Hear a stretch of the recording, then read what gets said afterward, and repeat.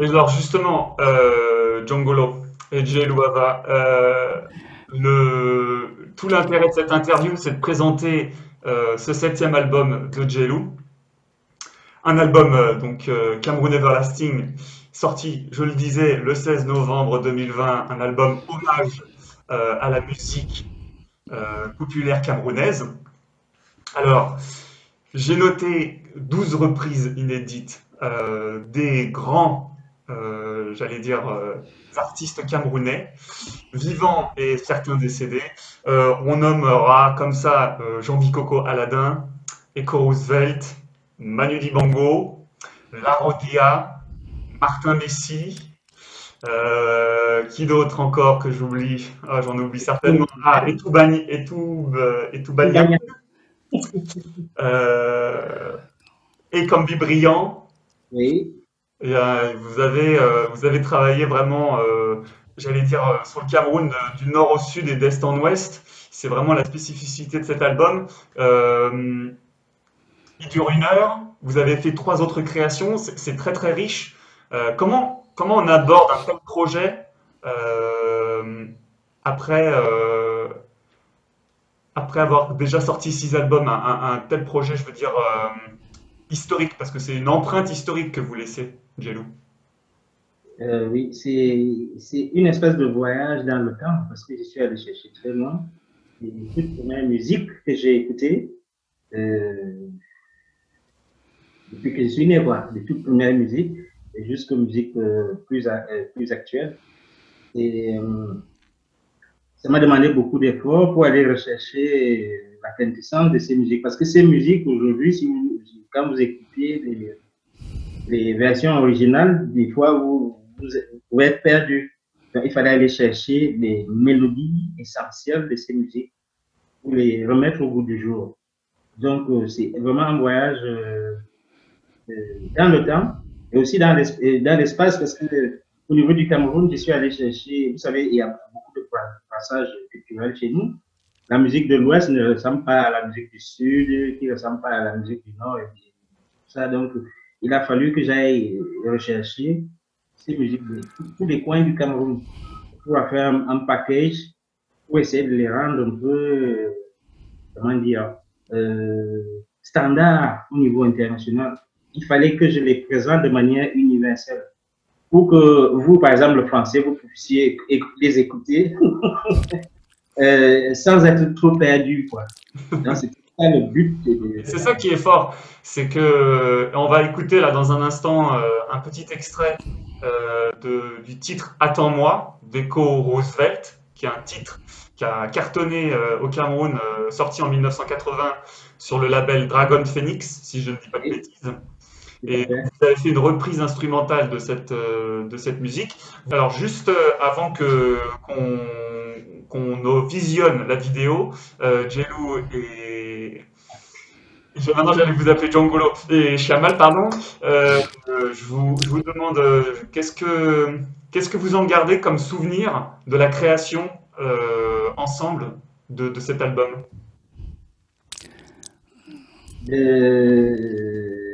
Des très beaux souvenirs parce que ça m'a permis de faire des rencontres vraiment assez spéciales. Donc, j'ai commencé le travail avec Chaman et après ça, j'ai rencontré Kengo Saito, c'est quelqu'un qui joue le sitar, alors, c'est la ou le sitar, je sais plus, qui fait du sitar.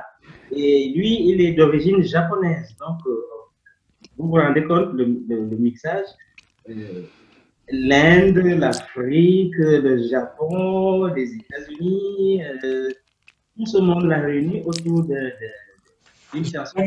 C'est vrai que j'ai pas nommé pour l'instant encore l'équipe et j'ai fait un tableau, je dois dire assez explicite. Je sais pas si on le verra, si pas si vous le voyez. Oui, C'est Jelou au milieu et c'est tous les artistes. Donc vous travaillez pour cet album avec 24 artistes différents. C'est quand même.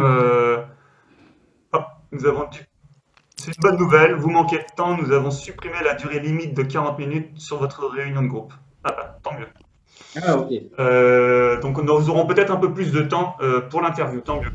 Donc il y a Klaus Müller, je cite rapidement, hein, Klaus Müller au piano, Gino Sitson à la voix, Vicky Edimo à la voix, Emilio Bisaya au ganzana, voix et percu, Chamal, vous êtes à la percussion et à la voix, il y a bien évidemment Jean-Philippe Riquel qui vous a accompagné déjà par le passé au clavier, Kengo Saito au sitar, André Manga à la basse, Alain Bacob à la contrebasse, le groupe The Daboré aux cordes et au cuivre. Il y a vraiment Yakuba Sissoko à la kora. C'est fou, enfin, c'est fou de voir que c'est encore possible, malgré les contraintes budgétaires, parce qu'on pourrait en reparler longuement, mais les contraintes budgétaires ont été assez importantes sur ce projet. Vous arrivez à vous entourer des personnes dont vous avez envie pour travailler et avancer. Et ça fait chaud au cœur de voir que c'est possible de développer des projets de cette envergure-là. Bon, je vous propose qu'on regarde rapidement les images. Vous les connaissez sûrement, vous les avez déjà vues, mais bon, ça permettra à ceux qui nous regardent d'avoir un extrait donc, du titre Attends-moi, reprise d'Echo Roosevelt par Jelu, Ava et le Progressive Afro Jazz Band.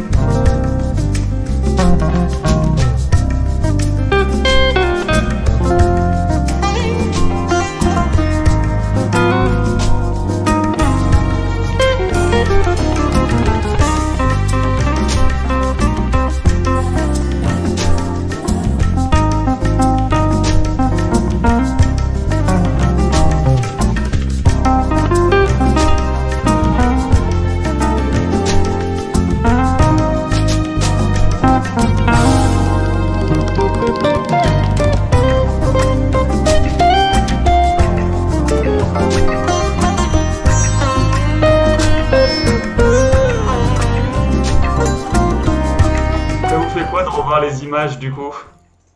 Super, hein, ben, ça fait... Quelle aventure, hein. C'était donc un clip qui a été tourné par, je le nomme Patricia Kwende, qui est également directrice de Delphi Productions, qui a participé à la coproduction de l'album. C'était où est-ce que vous avez tourné le clip du coup pour Attends-moi? C'était Centre culturel de Belgique, non? Bruxelles. Wallonie-Bruxelles. Ouais. Centre culturel Wallonie-Bruxelles. Ouais. C'est génial. Et ce qui est super dans ce clip, c'est vraiment c'est l'universalisme que vous arrivez à remettre en forme de façon très simple et très lyrique. Et ce sont des adjectifs, Jello, qui vous sont souvent qui vous ont souvent été attribués, le lyrisme de la mélodie, le lyrisme de votre toucher de guitare. Euh, et c'est pour vous essentiel, je crois, la mélodie, vous m'avez dit, euh, de Oui, trouver vraiment et de travailler un maximum les mélodies de vos chansons. tout à Comment est-ce qu'on développe une reprise, donc avec une mélodie qui existe déjà? Comment est-ce qu'on arrive à se réapproprier et à redonner cette mélodie-là? Tout à fait. C'est, en fait, comme je le dis souvent, ce qui m'intéresse le plus dans une musique, c'est la structure mélodique. C'est la mélodie qu'on peut capter derrière une musique. Et c'est là où je suis toujours focalisé. Parce que les paroles d'une musique, c'est un peu secondaire pour moi. C'est surtout la mélodie que dégage la musique qui m'intéresse. Parce que je suis un enfant, comme vous le savez, je suis un enfant du jazz. Le jazz, c'est gros, c'est instrumental. Bon, il y a certainement des chanteurs, mais le jazz est d'abord instrumental. C'est-à-dire que c'est la musique et les chorus qui sont essentiels dans l'interprétation de morceau. Donc, c'est ça qui m'intéresse.